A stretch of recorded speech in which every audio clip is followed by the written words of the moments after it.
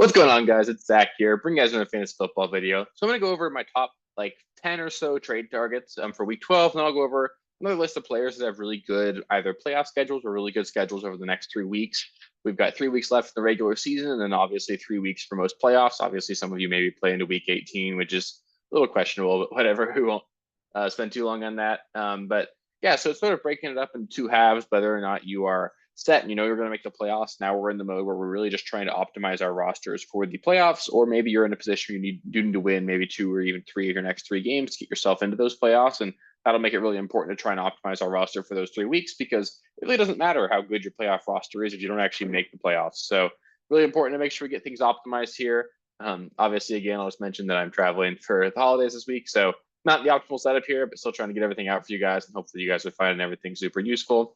As always, if you guys have any specific trade questions, just let me know in the comments. I love interacting with you guys there, helping you guys get those trades made and helping you guys get as set as possible. So that being said, let's just get into the first player here. And then, of course, if you guys end up with any specific questions or anything, just let me know. So start things off with the quarterback I wanted to touch on. That's going to be Kyler Murray. Murray just looked a little bit rusty in week 11, which I think that's fair to be expected, having missed so much time with that torn ACL. And the good news is he still actually put up a relatively respectable fantasy performance. And I think the only better days are coming for him. Obviously, he's got a really, honestly, quality supporting cast. James Conner is a really high quality running back. Marquise Brown's a decent enough wide receiver. Obviously, Michael Wilson, Greg Dortch, and Rondale Moore are decent ancillary pieces as well. And I really do like Trey McBride. And on top of that, the defense for Arizona is just really bad. They're going to be a team that's going to have to throw the ball a ton. They're going to have to put up points if they want to be competitive. And obviously, the Cardinals aren't going to be a competitive team, but there's never going to be a position here where the Cardinals are like running out the clock. They'll be a high pass volume team. And on top of that, Murray looks plenty mobile, should be running the ball quite a bit. And with all the injuries to the quarterback position, we obviously lost Burrow and Geno and stuff this last week. I think it's fair to say that Kyler Murray is going to be a quarterback one the rest of the season. And he's likely the quarterback two, or at least one of two quarterbacks for the manager that has him. Obviously, the manager that has Kyler probably rostered him or picked him up off waivers. They had some sort of different option at the quarterback position most of the season up until Kyler Murray came back. So I think it's safe to say that he's going to be relatively cheap. And I do think he's honestly got like top five quarterback upside going forward. We've seen him be a top five quarterback in the past, and he really could continue doing that going forward. So if you don't have a quarterback, if you lost Joe Burrow, I think kicking the tires on Kyler Murray would be a really smart move to do here. Next, I want to talk about Austin Eckler. I know he's not necessarily going to come cheap, but he's got an incredibly soft playoff schedule. It's really going to be a really great stretch for him. I really do think he could be a potential league winner over those 3 weeks. And there's some concerns floating around. Maybe he's playing through an injury. I'm sure if you go on Twitter or if you frequent Twitter, you probably saw a video of him on one of his runs this last week. He sort of broke outside, and it really does look like he's running in slow motion compared to everyone around him. Ended up being a pretty big play, but he didn't really have that explosive speed to really break it away that maybe he used to. It's possible that maybe he's playing injured. I'm not really concerned about that too much, though. He's in a contract year. He's extremely important to the offense, and he's a guy that obviously, like I said, he's not under contract for next year, so there's no real benefit for him to like spit out games. He wants to put up those big numbers and have a lot of leverage going into contract negotiations going forward. So I think he's poised to really put up some big numbers.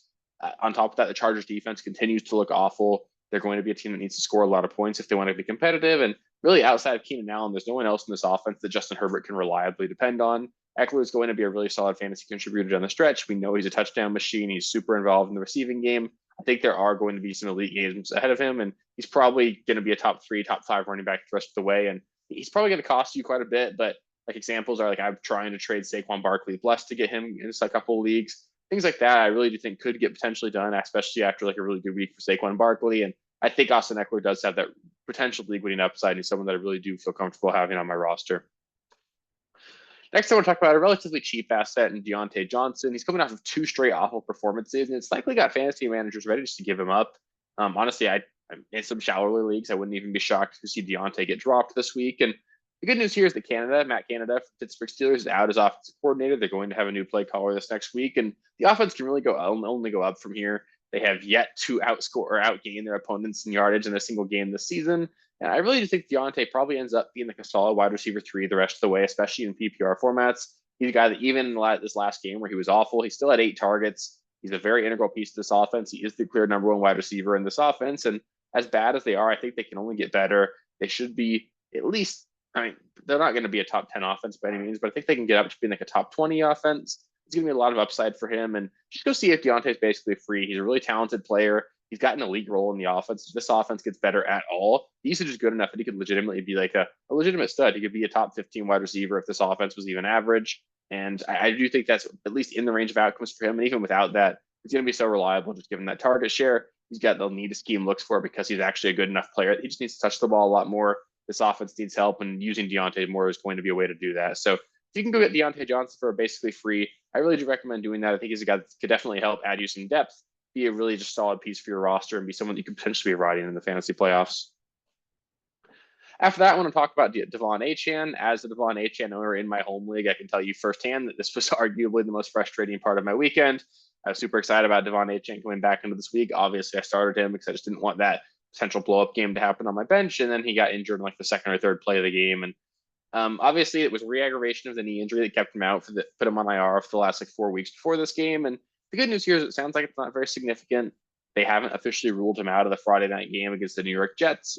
I'd personally be shocked to see them roll him back out there. It doesn't make sense from a management standpoint to be that risky with a player that obviously they have long-term plans for. Obviously, the rest of their running back room is there's nobody there. They're super confident in going forward, like especially after this year. Mostert's old, Jeff Wilson's old, Salvon Ahmed's just not special. Devon Achane is going to be a big part of this team's future going forward. So they're not going to rush him back by any means, but I don't think it's necessarily something to be worried about long term. I do think Devon Achane probably misses this next week in week 12, then returns in week 13 and should be ready to go after that. And he's got legitimate top 5 upside at the running back position. We've seen how explosive he can be. He only needs 10, 15 touches to put up some monster performances with how explosive he is. He's a threat. Anytime he touches the ball, to take one to the house. And I know the Dolphins' schedule is really tough going forward, but it's honestly a lot tougher against pass catchers than it is against running backs. Devon Achane could really easily have some really high end performances going forward, and I think I'd be willing to trade a running back 2 for him if I'm not in a position where I only have like 2 running backs that I can start.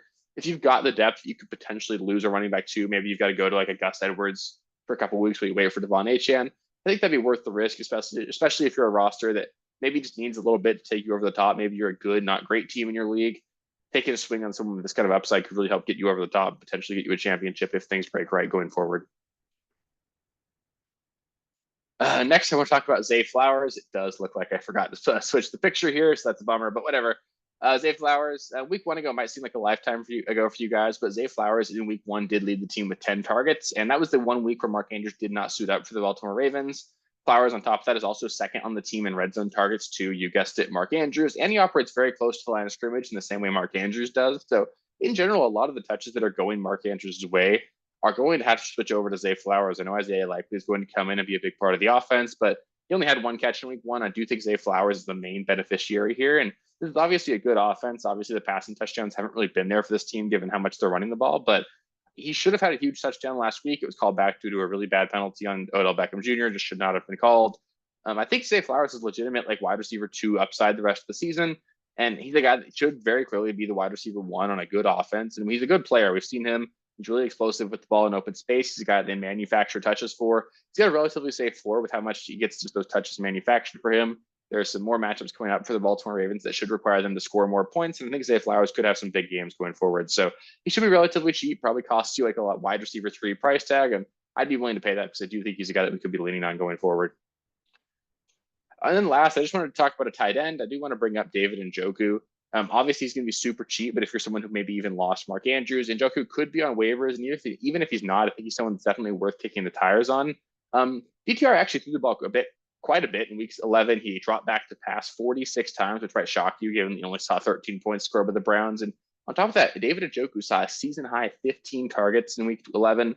He was very clearly a focal point of this offense. And it makes a lot of sense with DTR under center. DTR is not a guy that can really stretch the field very well. His deep ball is not very accurate. And the Cleveland run game is just not very good right now. They can't really lean on that. And I think it's very possible that we see David Njoku getting like 10 plus targets a game going forward. Sort of it's like an extension of their running game. He's a guy that can operate really close to the line of scrimmage. They love what he does with the ball in open space. He's a really quality yards after the catch guy, especially for a tight end. And on top of that, schedule for the Cleveland Browns, especially against the opposing tight ends, is just elite going forward. This week against the Denver Broncos, it's the best matchup for opposing tight ends. He's got some really favorable matchups beyond that. So I think David Njoku could easily be a top 5 tight end the rest of the season, especially if they're going to continue sort of running this offense the way they did this last week. And I think that's sort of what they're going to have to do if DTR is under center. And if he's not, it's probably going to be Joe Flacco. And Joe Flacco is not special, but we have seen him throw the ball at a high volume in the last couple of years. we could see plenty of targets for Njoku even in that scenario. So I think David Njoku is going to be like a really solid tight end for you guys going forward. And I doubt he really costs all that much. So in a couple of leagues where he's on waivers for me, I've been looking to grab him. If you don't have a tight end and he's on another team's roster, I think you can kick the tires on him and potentially get him for pretty cheap. So I'd look around for David Njoku as well. And then on top of that, I just want to talk about some players with some really elite playoff schedules, guys that I think could be potential trade targets for you guys, especially if you're already locked into those playoffs. I'm gonna start things off with Josh Allen. This sort of continues with the other pass catchers in this offense. I know the Dallas matchup doesn't look great, but Dallas has given up points to some relatively good opposing pass teams, and on top of that, they're going to be a team that should be able to score the ball quite a bit. So Josh Allen is going to need to throw the ball, and in general with Josh Allen, it's not really something that I'm necessarily dependent on the defense for. I'm not worried about that from a matchup standpoint. I'm just more worried that they'll be in a situation where they're playing teams that can hold them down or that they can hold down. I don't think they'll be able to keep Dallas down. So Josh Allen, they throw the ball quite a bit there. And then against the Chargers and Patriots, it should be relatively easy for Josh Allen to perform at a high level. So if you do want to kick the tires on him, I know he's not going to be cheap at all, but if you want to kick the tires there, I do think Josh Allen could have a blowout playoff schedule. Bijan Robinson, he's an obvious one. He gets Carolina, Indianapolis, and Chicago. Those are three incredible matchups for him. I will mention that on another video today, he's going to come out where he actually does have a really brutal next 3 weeks. So it's sort of a bit of an iffy situation with Bijan. If you have him and you're a lock for the playoff, he's someone that I definitely want on my roster. But if you sort of need to win out going forward, I don't know if Bijan's your guy. So it's a tough spot there, but just keep that in mind. The next 3 weeks are really tough. The following 3 are really great for Bijan. After that, I want to bring up DeAndre Swift again. I mentioned him last week. I will mention as well.